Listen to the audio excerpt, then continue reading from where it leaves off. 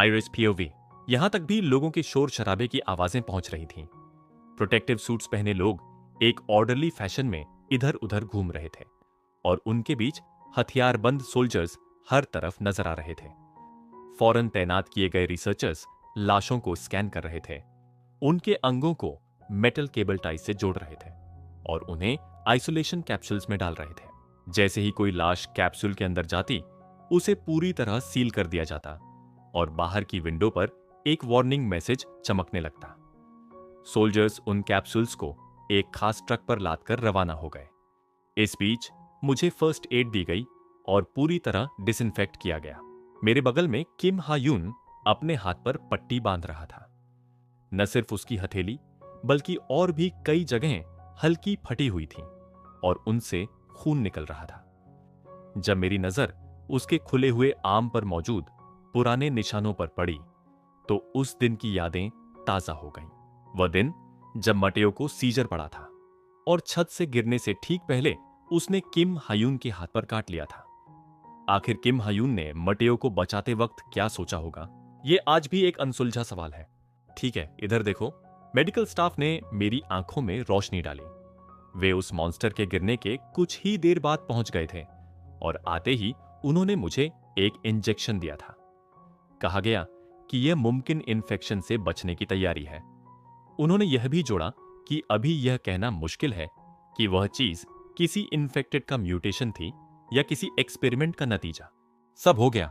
जैसे ही एग्जामिनेशन खत्म होने वाला था, सोल्जर्स ने मेरा रास्ता रोक लिया। मुड़कर देखा तो किम हायून सिगरेट पीते हुए हमें ही घूर रहा था। 48 घंटे का क्वारंटीन। उन लफ्जों ने मेरे अंदर आग लगा दी। मैं बड़े बड़े कदम भरता हुआ उसकी तरफ गया। यह फैसला किसने किया? तुम्हें क्या लगता है यहां लोग प्रोटेक्टिव सूट्स क्यों पहने हुए हैं? मुझे पता था, पर मैं इस वजह से यहां नहीं रुकना चाहता था। जब मैंने जबरदस्ती जाने की कोशिश की तो गैस मास्क पहने सोल्जर्स ने मुझे फिर रोक दिया।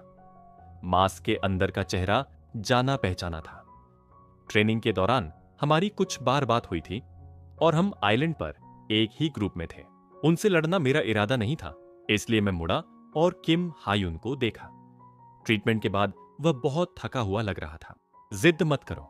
क्या होगा अगर तुम्हारी वजह से तुम्हारे साथी भी इन्फेक्टेड हो गए? हो सकता है यह कुछ भी ना हो। यह तय करना तुम्हारा काम नहीं है, उन लोगों का है। और अगर मैं इन्फेक्टेड निकला तो क्या तुम मुझे भी ले जाकर दूसरों की तरह एक एक्सपेरिमेंट सब्जेक्ट बना दोगे? किसकी तरह? ली सियोंजे की तरह। मटेओ का नाम सुनते ही मैंने किम हायून का कॉलर पकड़ लिया। तुम्हारी हिम्मत कैसे हुई उसका नाम इतनी बेपरवाही से लेने की? किम हायून एक कड़वी मुस्कान के साथ हंसा। सॉरी, मैं भूल जाता हूं कि तुम्हारी नजरों में मैं एक बास्टर्ड हूं। क्लिक। हर तरफ से बंदूकों की नलियां, गन बैरल्स मेरी तरफ तन गईं। किम हायून ने इशारा किया कि वे अपनी गन्स नीचे करें। फिर उसने मुझे गहराई से देखा और बड़े आराम से उस हाथ पर अपना हाथ रखा जिससे मैंने उसका कॉलर पकड़ रखा था। यह सिर्फ तुम्हारी नहीं, दूसरों की भी सुरक्षा के लिए है। यह पॉलिसी है, इसलिए प्लीज कोऑपरेट करो, वरना हमारे पास फिजिकल फोर्स इस्तेमाल करके तुम्हें कैद करने के अलावा कोई चारा नहीं होगा। मैं उसे पलटने ही वाला था कि कोशिश करके देख लो, पर मैं रुक गया। अगर सच में वैसा ही कोई वायरस हुआ जैसा वह कह रहा था, अगर मेरी वजह से दूसरे संक्रमित इन्फेक्टेड हो गए, तो वह सबसे बुरा मंजर होगा। मैंने उसके भारी पट्टी वाले बाएं हाथ को घूर कर देखा, फिर अपना हाथ झटक दिया और मेडिकल स्टाफ के पीछे चल दिया। प्लीज अपने सारे कपड़े उतार दीजिए। Damn it. उनके कहे मुताबिक मैंने कपड़े उतारे और एक मोबाइल नेगेटिव प्रेशर कार्ड पर लेट गया। मेरी बॉडी को एक डिस्पोजेबल कपड़े में लपेटकर बेल्ट से कसने के बाद एक इंसान सिरिंज लेकर पास आया। जब मैंने सेडेटिव, नशीली दवा लेने से मना किया तो उन्होंने दोबारा जोर नहीं दिया। जल्द ही कवर बंद हो गया और मैं ऊपर आसमान की तरफ देखने लगा। किम हायून भी अपने कपड़े उतार रहा था और उसके अपर बॉडी ही नहीं बल्कि लोअर बॉडी पर भी अनगिनत छोटे घाव साफ दिख रहे थे। ये जानते हुए कि वह मेरी जगह खुद बेट बना था, इसीलिए उसे ये चोटें आईं, मेरा गुस्सा आसानी से कम नहीं हो रहा था। इसके बाद मुझे गाड़ी से ले जाया गया। लेटे लेटे मैं उसी रास्ते को महसूस कर रहा था जिससे मैं आया था। मुझे अब समझ आया कि डॉक्टर ने मुझे बेहोश करने की कोशिश क्यों की थी। उस तंग जगह, नैरो स्पेस में बंद होकर ऊबड़ खाबड़ रास्तों पर गाड़ी में लेटे रहना मुझे नॉजियस महसूस करा रहा था। रिसर्च सेंटर पहुंचने और आइसोलेशन वार्ड में भेजे जाने के बाद मुझे पूरी तरह डिसइंफेक्ट किया गया और नए कपड़े दिए गए। मुझे एक खाली रेक्टेंगुलर कमरे में बंद कर दिया गया, जहां सिर्फ एक वेंटिलेशन सिस्टम, एक बेड, एक बाथरूम और एक छोटी टेबल चेयर थी। तभी मुझे अपने कैनाइन्स दांतों में एक झंझनाहट महसूस हुई। मैं बाथरूम गया, मुंह खोला और मिरर में देखा। कुछ दिनों तक उन्हें ऐसे ही छोड़ने के बाद उनके सिरे काफी पॉइंटेड, नुकीले हो गए थे। अब मुझे समझ आया कि किम हायून के होंठ इतने ज्यादा क्यों फट गए थे। मैं बेड पर वापस आया ही था कि कोई अंदर दाखिल हुआ। हालांकि चेहरा पूरी तरह ढका था, पर यह पहचानना मुश्किल नहीं था कि वह क्वॉन सोयंग थी। बड़े दिनों बाद मिले। तुम पहले से ज्यादा मैस्कुलिन और हैंडसम हो गए हो। टेम्पटिंग। जब मैंने कोई जवाब नहीं दिया तो उसने एक खाली इंजेक्शन उठाया। क्या तुम अपनी स्लीव ऊपर करोगे? जब मैं टस से मस नहीं हुआ तो उसने आह भरी। मैं एक टेस्ट करने वाली हूं। किम हायून भी क्वारंटीन में है और उसका खून भी लिया गया है। पिछली बार के मुकाबले इस बार की सुई बहुत छोटी थी। न चाहते हुए भी मैंने अपना आर्म आगे किया। स्टिंग्स। जल्द ही वह सिरिंज खून से भर गई। उसने पूछा कि मैं इतने दिन कहां और कैसे था, पर मैंने कोई जवाब नहीं दिया। हार मानकर वह अपनी जगह से उठ गई। कोऑपरेशन के लिए शुक्रिया। जब वह दरवाजे तक पहुंची तो मेरे होंठ, जो ऐसा लग रहा था जैसे आपस में चिपके हुए हों, मुश्किल से हिले। मटेओ का क्या हुआ? क्वॉन सोयंग मुड़ी और रुकी, जैसे लफ्जों को तौल रही हो। मैं क्या करूं? किम हायून ने मुझे तुम्हें बताने से मना किया है। वह थोड़ा बदले की भावना रखने वाला वेंजफुल इंसान है। सॉरी। फिर वह तेजी से दरवाजा खोलकर बाहर निकल गई। मैंने दबी आवाज में एक गाली दी और अपने आर्म पर सुई के निशान को देखने लगा। फिर थकान मुझ पर हावी हो गई और मैं करवट लेकर बेड पर लेट गया। उस शांत कमरे में सिर्फ वेंटिलेटर की आवाज गूंज रही थी। किम हायून्स पीओवी। क्या तुम कोई स्टॉकर हो? क्यों ना बाथरूम में भी एक कैमरा लगवा दो। क्वॉन सोयंग ने मुझ पर तंज कसा, क्योंकि मैं सीसीटीवी स्क्रीन से अपनी नजरें हटा ही नहीं पा रहा था। मेरे बाएं हाथ के घाव की सर्जरी हुई थी और खुशकिस्मती से नर्व्स बच गई थीं। टेस्ट के रिजल्ट्स आधे दिन में आ गए थे, पर आयर पिछले 2 दिनों से उस कमरे में कैद था। तुम उसे कब तक वहां बंद रखोगे? मुझे डर है कि वह हमारे रिसर्च सेंटर को तबाह न कर दे। क्वॉन सोयंग का पक्का मानना था कि 1.5 साल पहले आया भूकंप आयर की वजह से था। उसका कहना था कि भूकंप का एपिसेंटर नेशनल इंटेलिजेंस सर्विस होना इस बात का सबूत है। मुझे भी लगा कि इसमें कुछ तो सच्चाई है।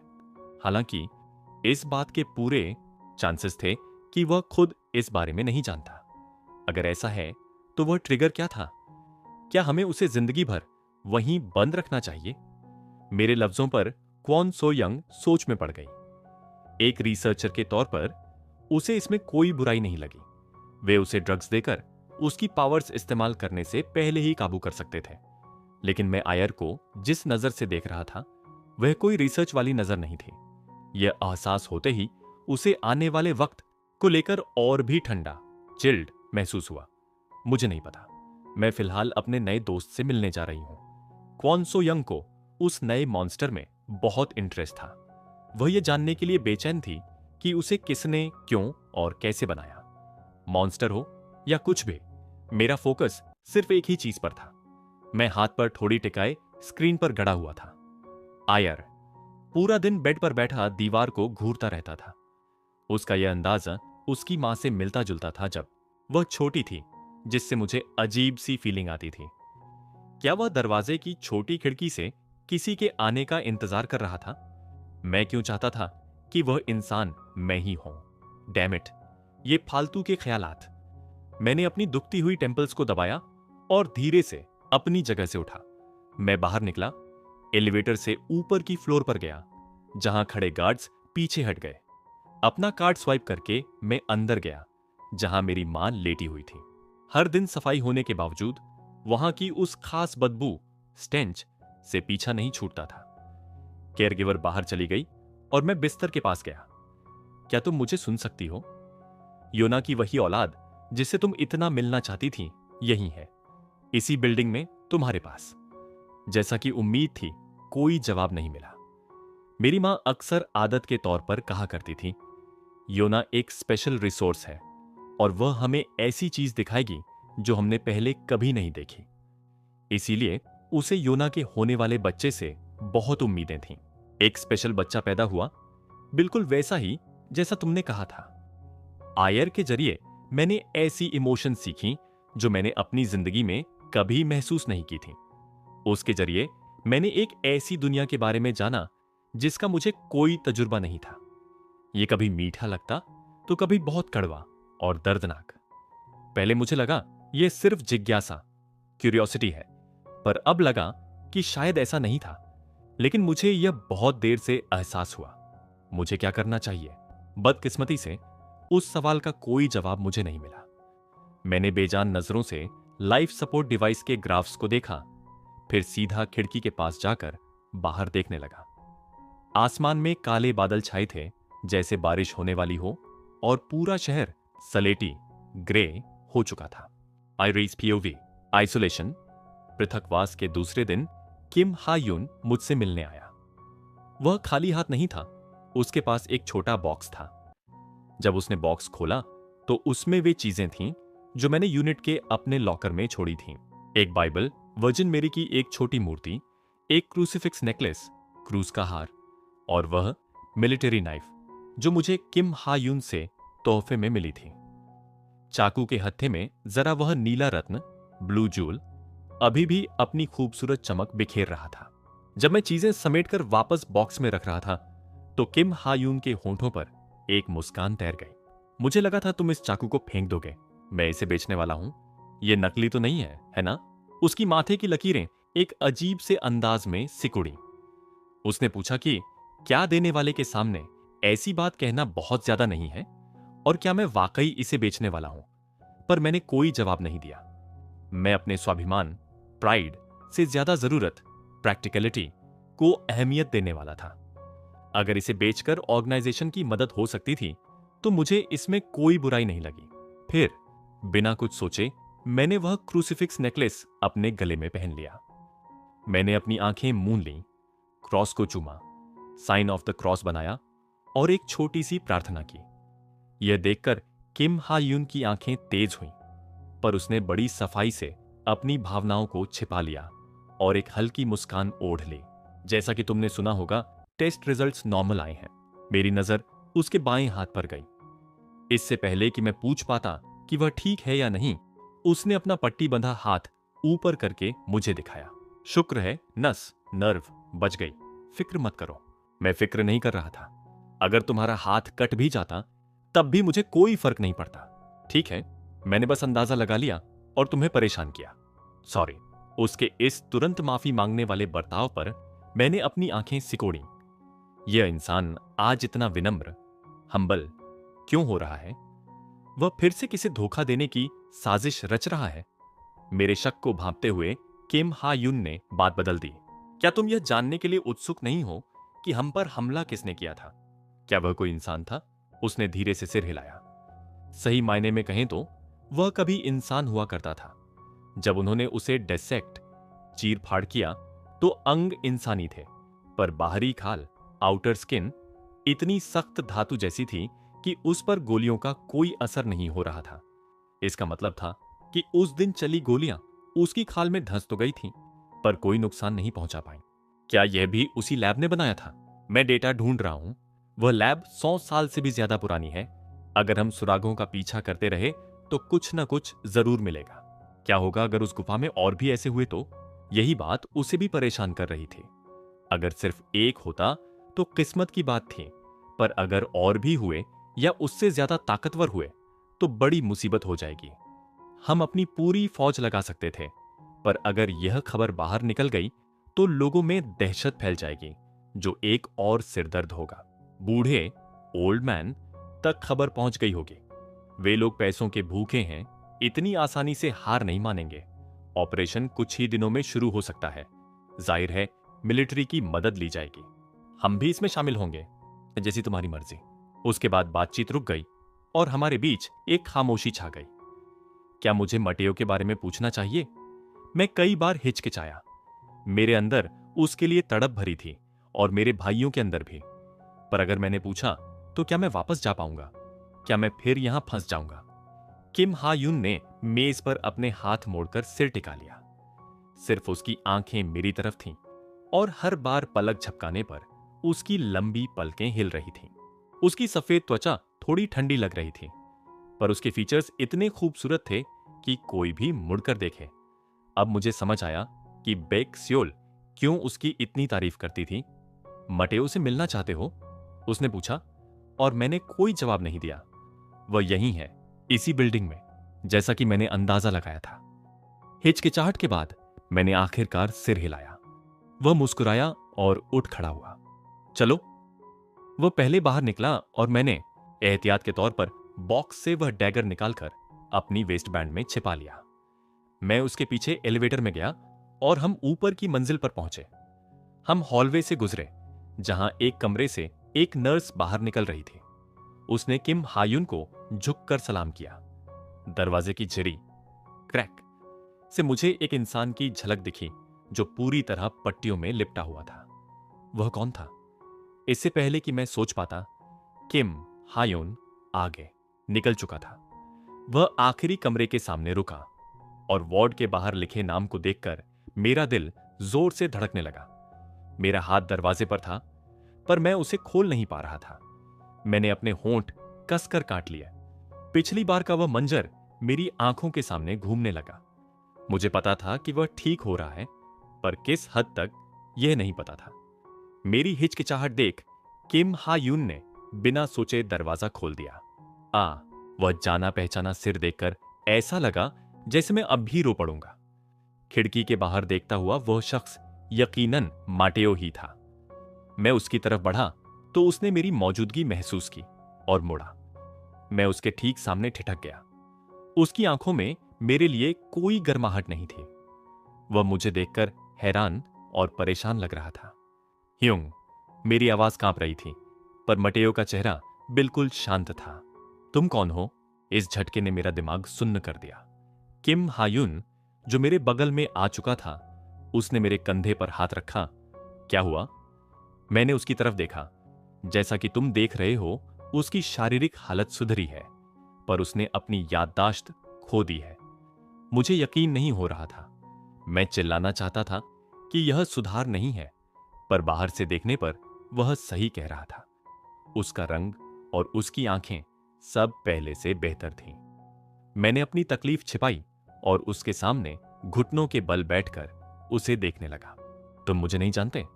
उसकी आंखें समंदर की शांत लहरों जैसी थीं। मैंने उसका हाथ पकड़कर अपने चेहरे से लगाया। उसे वह नेकलेस दिखाया जो उसने मुझे दिया था। उसे गले लगाया और सिसकने लगा, पर वह खामोश रहा। यही नहीं, उसे मेरा करीब आना अजीब लगा और उसने मुझे पीछे धकेल दिया। मुझे माफ करना, मैं नहीं जानता तुम कौन हो। आखिरकार मैंने अपना सिर उसकी गोद में रख दिया। ऐसा मत करो। तुम मुझे कैसे भूल सकते हो? तुम्हें मुझे याद रखना ही होगा, चाहे तुम दुनिया को भूल जाओ। मैंने अपने दांत इतनी जोर से भींचे कि वे टूटने को थे और अपने आंसू रोकने की कोशिश की। दरवाजा खुलने और बंद होने की आवाज आई और जब मैंने सिर उठाया तो किम हायुन वहां नहीं था। तब जाकर मेरे सब्र का बांध टूटा और मैं फूट फूट कर रो पड़ा। किम हायुन पीओवी, तुम यहां क्या कर रहे हो? क्वॉन सोयंग ने खिड़की से अंदर झांका और सिर हिलाया। अब उसे समझ आया कि मेरा चेहरा उतर क्यों गया था। अभी भी अच्छे बाप बेटे हैं, है ना? मैंने जवाब देने के बजाय कुछ और कहा। मुझे उसे उसी वक्त छोड़ देना चाहिए था। उन लफ्जों का मतलब समझते ही क्वॉन सोयंग ने अपना सिर झटक दिया। मैं पछता रहा था कि मैंने ली सियोनजे को छत से गिरने से ठीक पहले क्यों बचाया, सिर्फ इसलिए कि वे दोनों इस तरह साथ थे। तुम बहुत ही दयनीय, पैथेटिक तरीके से जल रहे हो। जेलसी। उस पैथेटिक शब्द पर मैं हल्का सा हंसा। खैर, वह गलत नहीं थी। मैं चाहता था कि वह मटेओ से मिले और फिर अपने भाइयों से। अगर वह बच्चों को यहां खुश देखता तो शायद उसका मन बदल जाता। अगर उसके भाई उससे यहां रहने की जिद करते तो शायद वह उनकी बात मान लेता। पर उसे ली सियोनजे के साथ देखकर मेरे अंदर जैसे कुछ टूट गया। मैं अपनी उलझी हुई भावनाओं के बारे में सोच ही रहा था कि दरवाजा खुला और आयर बाहर आया। उसने मेरी तरफ देखा तक नहीं और सीधा एलिवेटर की तरफ बढ़ गया। क्वॉन सोयंग ने इशारा किया कि वह गुस्से में है, तो मैं उसके पीछे लपका। एलिवेटर के बंद होने से ठीक पहले मैं अंदर घुस गया, पर उसने फिर भी मुझे नजरअंदाज किया। मुझे लगा था वह पूछेगा कि याददाश्त कब लौटेगी या माटेओ यहां से कब जा पाएगा, पर उसने अपना मुंह एक सीप क्लैम की तरह बंद कर रखा था। वह तीसरी मंजिल पर उतरा, अपने कमरे में गया और कपड़े बदलने लगा। क्या कर रहे हो तुम? तुमने ही कहा था कि मैं ठीक हूं, तो मैं जा सकता हूं, है ना? और तुम्हारे भाइयों का क्या? मैं उन्हें जल्द ही ले जाऊंगा, और माटेओ को भी। उसकी दृढ़ता, अनवेवरिंग वर्ड्स देखकर मेरी भवें तन गईं। तुम जा रहे हो? क्या तुम सीरियस हो? क्या तुम अचानक बहरे हो गए? मैंने कहा ना, अगर तुम अपने स्टेप फादर का ख्याल रखना चाहते हो तो यह जगह उस नर्क हेल होल से कहीं ज्यादा सुरक्षित है। मैं कितना गिर गया हूं। अभी कुछ देर पहले मैं उसे बचाने पर पछता रहा था, और अब मैं आयर को रोकने के लिए उसी का इस्तेमाल कर रहा हूं। उसे पता हो या नहीं, आयर ने अपना बॉक्स पैक किया और मेरी तरफ देखा। मेरे लिए यह जगह नर्क है। यह जगह जहां कैप्टन है वही नर्क है। हे, तुम्हें हमेशा ऐसी ही बातें कहनी होती हैं, तो कोई गलत उम्मीद मत पालना। आयर को बेरुखी से मुड़कर जाते देख मैं एक खोखली हंसी हंसा। मैंने अपने सलीके से बने बालों को पागलों की तरह बिखेर दिया और दबी आवाज में एक गाली दी। मेरे अंदर भावनाओं का तूफान उठा हुआ था। धिक्कार है, उसे मुझे चाकू ही मार देना चाहिए था, उससे कम दर्द होता।